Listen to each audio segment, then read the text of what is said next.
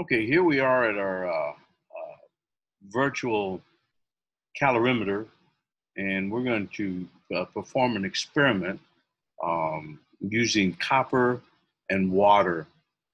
So let's first we're going to choose a solid, and so we're going to. Okay, I said copper. First, we're going to do aluminum. So we choose aluminum, and we'll choose about 20 grams. Uh, get nice round numbers, and let's heat it up to uh, 50, uh, about 50 degrees C. Um, there it is, and we can see the specific heat is 0.903 joules per gram per degree C. So there's heated uh, our heated piece of aluminum. Now we're going to choose. We got to go next. Now we're going to choose a liquid. We're just going to choose water. We can show the specific heat of water, and I don't know why I can't adjust. Oh, I need, what am I using? I'm using 100 grams uh, of water, and the 20 is the the set point, the lowest set point. That's uh, a little lower than room temperature. Um, and uh, so now we're going to, um, when we run the experiment, the aluminum is going to be put into the calorimeter water. It's going to close, and we'll see the change in temperature. So we've got 20 grams of aluminum at 50 degrees C. We're going to put it into 100 grams of water at 20 degrees C, and the aluminum will cool down to a certain temperature, and the water will heat up to that same final temperature.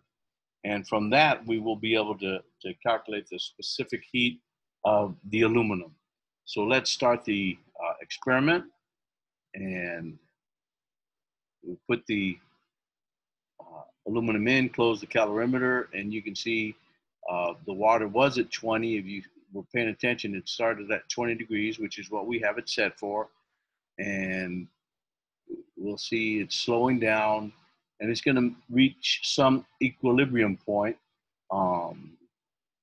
Still going 21.21, 21.22, and the final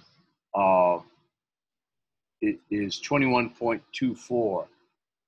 Now let's replay it and show the graph that it'll show the aluminum temperature decreasing and the water temperature increasing. And in this little slide, it'll show the metal, the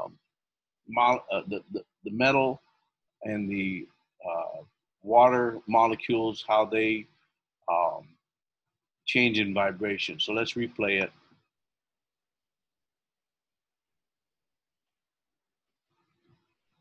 And you can see that the metal molecules are starting to heat up. What those water molecules were just a light pink, now they're getting red, they're heating up. And if you look at the graph, you'll see the metal has dropped and the water has gone up, and you'll see they'll reach the same point. Okay, and there's the final temperature, 21.24. So now let's stop this share, and let's share the iPad. And I've already pre-populated this, so there's no questions. Well, Mr. Menchaca, where do we put so-and-so? This is what your laboratory report's going to look like. We don't have the mass of a calorimeter and stirrer, and so we don't have a specific heat for the calorimeter and stirrer. There isn't. We're using a virtual one. We do have aluminum. It's set. We're using grams.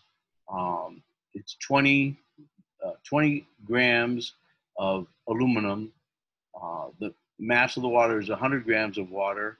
The temperature of the metal starts at 50 degrees C. The temperature of the water starts at 20 degrees C, and the final temperature is 21.24. Here, the type of metal is aluminum, and the accepted value, we got that off the experiment, the accepted value of the specific heat of aluminum is 0.903 joules per gram per degree C. Okay, and that's it for this portion. We'll do it again. So your job is to, using that modified equation 20.4, come up with the experimental value of Cm, of the specific heat of the aluminum, and calculate the percent error. It's going to be pretty low, but you need to calculate all that. And that's your portion. We'll stop here, and we'll do the copper next.